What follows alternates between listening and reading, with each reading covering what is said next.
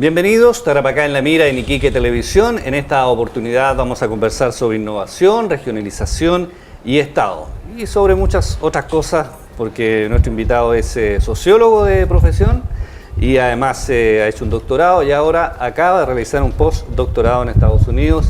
Bienvenido, Iván Valenzuela, a nuestro programa. Muchas gracias, Reinaldo. Muy contento, alegre de estar aquí. Académico, además de la Facultad de Ciencias Humanas de la Universidad de Tarapacá. Estuviste todo el año prácticamente en Estados Unidos. Cuéntanos cómo fue esa experiencia.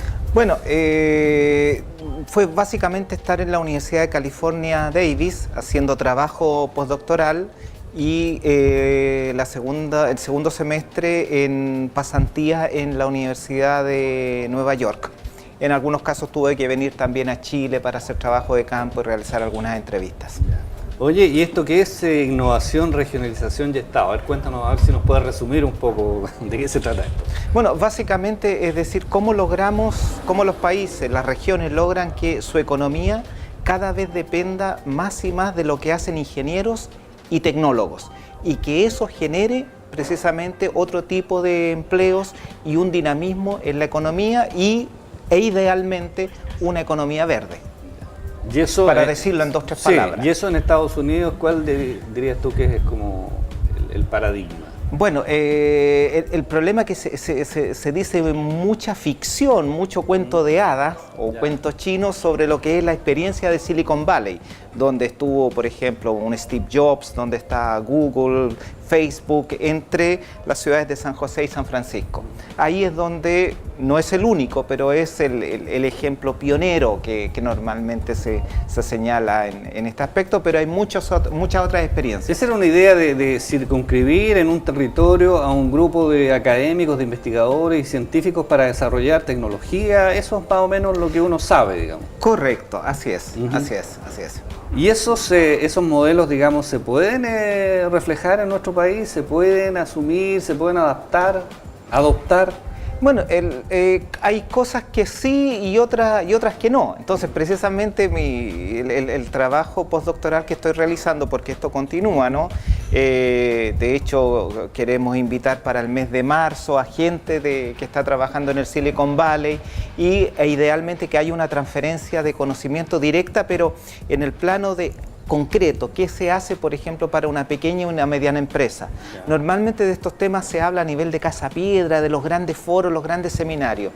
Lo que pretendemos nosotros es aterrizarlo y adecuarlo y ver qué se puede adaptar o qué se puede extraer como lección susceptible de ser aplicado en el norte y particularmente en Tarapacá.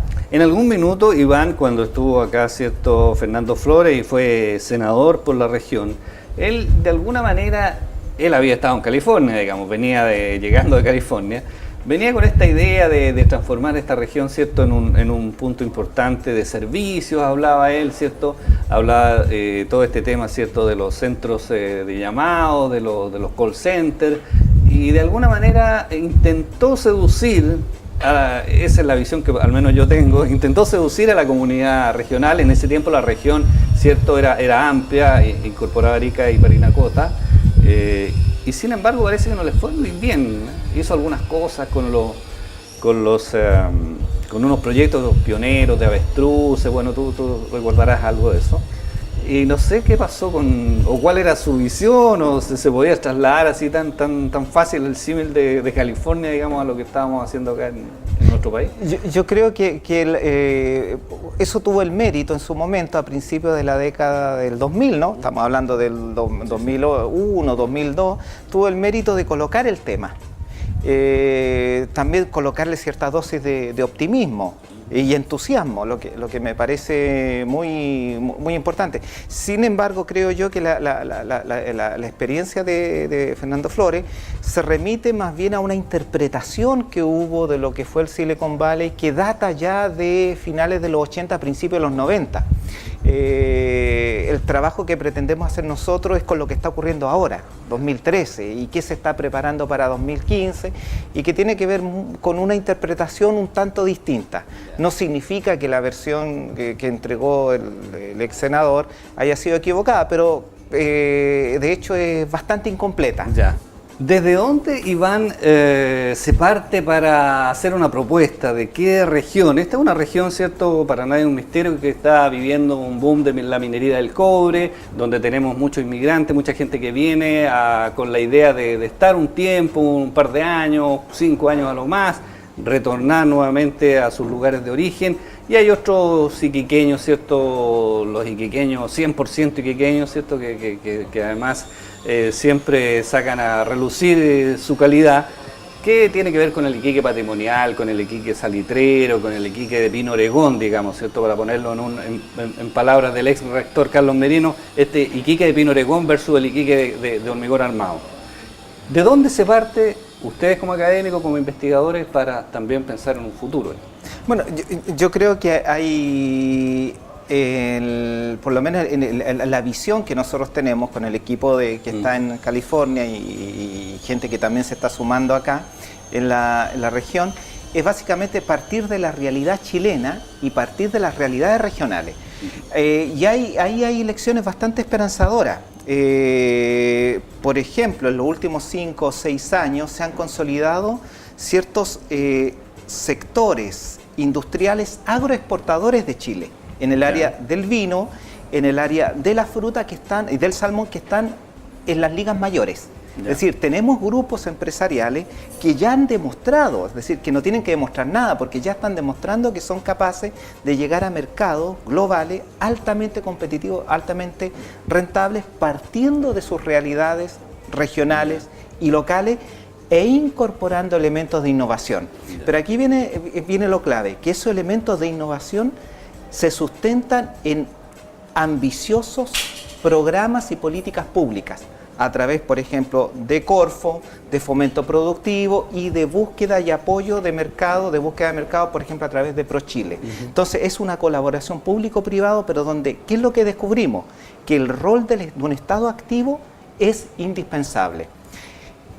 Trasladándolo al caso de Tarapacá, entonces, en lugar de buscar una referencia directa, por ejemplo, en entornos de innovación de Alemania o de Finlandia o de Estados Unidos, para llegar a eso ya tenemos y podemos inspirarnos en aprendizaje de experiencias regionales de nuestro propio país. ¿Y por dónde va la cosa? En lo concreto, digamos. En lo concreto, por ejemplo, señalábamos el caso de sector industrial agroexportador. Entonces, una posibilidad, un sector minero exportador que pudiera crecer a la par de que crece la minería. Y la otra experiencia interesante que hay y que va muy vinculada a la calidad de vida urbana y pasar desde una concepción de crecimiento, solamente de crecimiento cuantitativo, hacia una visión cualitativa del crecimiento, pasa por una economía de servicios. Entonces, hay posibilidades potenciales reales en la región a partir de estos dos parámetros en los que pueden incorporarse desde niveles modestos de desarrollo que tenemos como país, pero que sí es factible llegar a experiencias exitosas.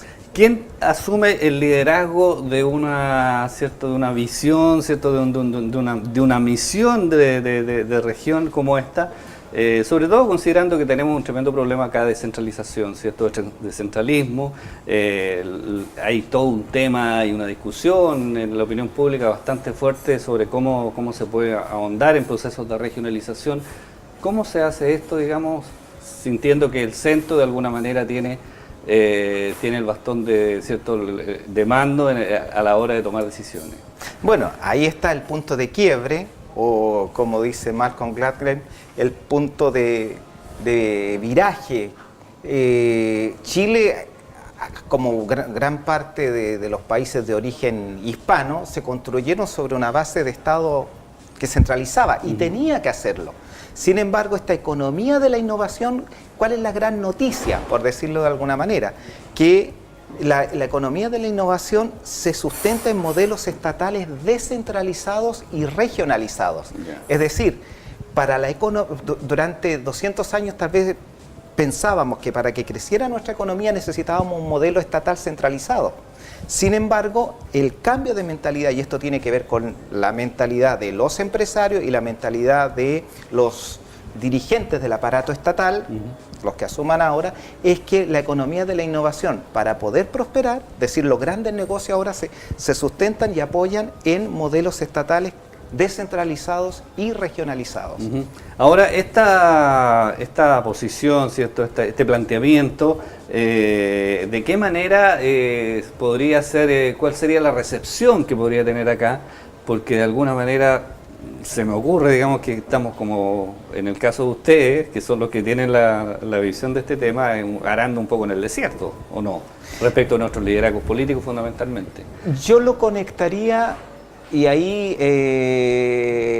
me sumo a la necesidad de que en Chile a partir de marzo, y lo que la sociedad chilena desea, y yo creo que esto ya es un clamor mayoritario, y diría hasta transversal, es que necesitamos profundas reformas. Y que entre esas profundas reformas está rehacer el país desde un punto de vista político-administrativo. Es decir, una nueva constitución que contemple un modelo cada vez más regionalizado y con autonomías regionales a lo largo del país. Veía, por ejemplo, ayer con mucho interés cómo dos senadores ahora independientes están planteando incluso centros de estudios y un movimiento que apunta a lo que sería democracia regional. Por otro lado, Kast y una generación joven dentro de la centro derecha con Evópoli también está en esto de innovar a nivel de las ideas y a través de eso innovar en lo que serán las políticas públicas. Entonces creo que como nunca antes hay un caldo de cultivo altamente favorable para romper esquemas y dogmas anquilosados e ir pensando de otra manera el país e ir pensando de otra manera la región. Vamos a hacer una breve pausa aquí en nuestro programa y antes de ir a la pausa comentarles que estamos transmitiendo en esta oportunidad desde el restaurante El Negro José aquí en la península de Cabancha. Vamos al alto y ya estamos de regreso con ustedes.